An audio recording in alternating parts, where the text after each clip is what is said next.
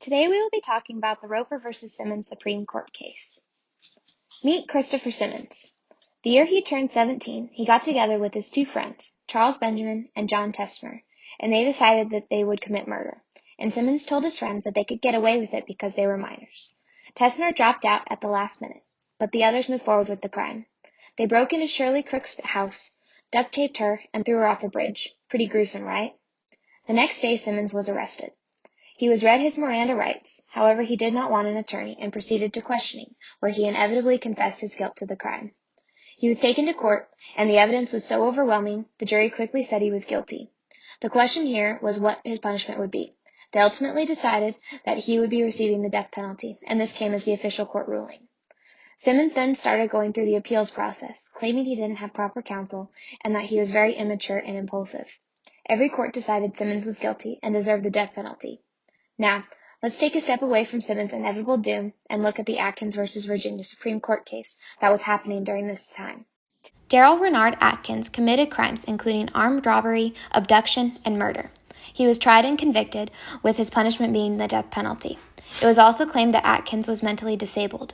This case went to the Supreme Court with the question, is the execution of a mentally disabled person cruel and unusual punishment?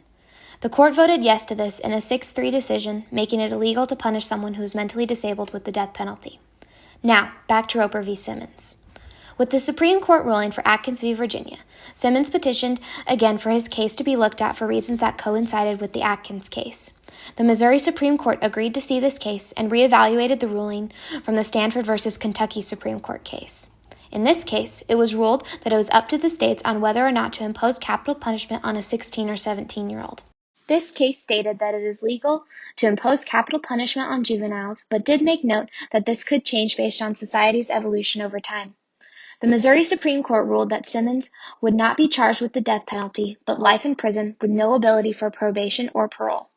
The Supreme Court decided they would take on this case because the Missouri Supreme Court ruled against the Stanford v. Kentucky ruling, and they knew it was time to reevaluate that decision.